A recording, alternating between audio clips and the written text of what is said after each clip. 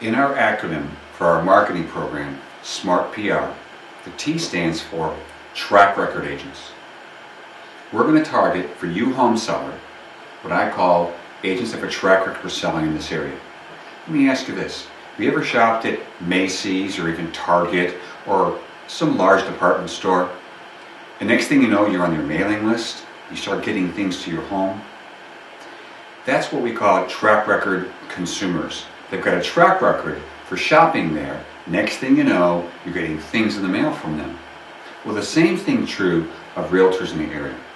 My objective with track record is targeting realtors that have either had a listing recently in this area or have sold a buyer's property. And off the CMA report, again, we have lots of visuals we're going to show home sellers. In this visual, track record is a CMA report.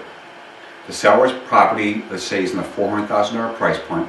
What we're going to do is we're going to show them the properties maybe 20% below, 20% higher than their $400,000 value.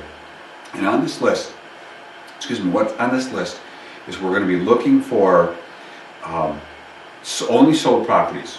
But the CMA report you got out of your MLS should show the listing agent and the selling agent. And we want to show the seller, perhaps, this is really amazing stuff. When you look at a CMA report of houses and sales around your subject property, sometimes what you're going to see is that there were, let's say, 20 sales in the area, and you're going to show the seller, here's the first one, no double dipping. In fact, no double dipping at all. Again, this really attacks the find the buyer campaign. When you can show the seller that the track record list will show no double dipping at all. There was no agent who double dipped. And if you did, look for the agent who did sell both ends and look at the list price to sale price ratio and the days in the market. Because you quite often will see, hey, Susie double dipped on this particular property, had the buyer and the seller, and what we discovered was her days in the market was the highest on that sheet. And the list price to sale price ratio was the worst, or somewhere down toward the bottom. This helps you, when you're presenting the Find the Agent program, to actually have the seller not wanting you to find the buyer. Because it is really easy to prove by the paper trails in the MLS that quite often you don't want your listing agent to find the buyer. Because there's some maybe questionable negotiations, are they protecting your interest or whatever the case. However, if the days in the market are higher, when agents find the buyer and the list price to sale price ratio is worse, and you can show that to a seller off this track record list, they're not going to want you to find the buyer at all. They're going to say, find the agent with the buyer, which then eliminated the realtors and went in and said, I'm going to find the buyer. So here's what we know about the track record list.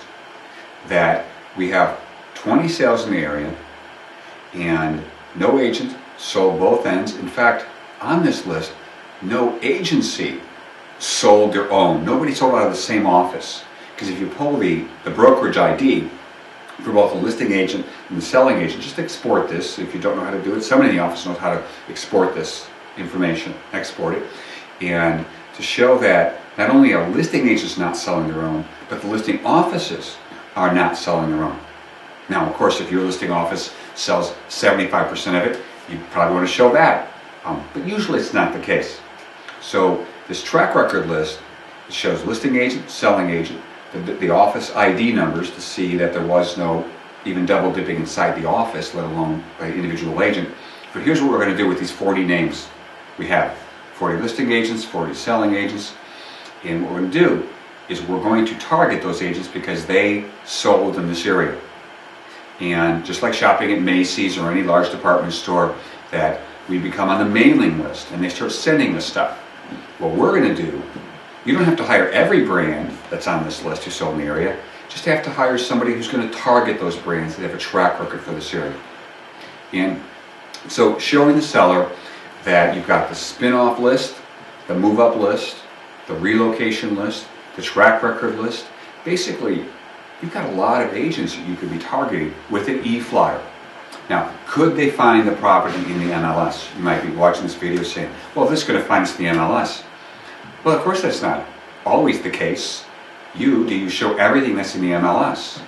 So hopefully a little assistance from the listing agent to target you when you have a buyer will help. Now, again, I understand that a lot of times you, the buyer's agent, are simply going to find the house on your own in the MLS or whatever the process is, but we want to do something to try to enhance the property other than just stick it in the MLS. Because if we told the sellers we're just going to stick it in the MLS, which quite often is the case, they're going to just look for somebody with the lowest fee out there if you're all the same. So the track record list is extremely valuable, and we hope that you can see this in your next presentation. Thanks for watching.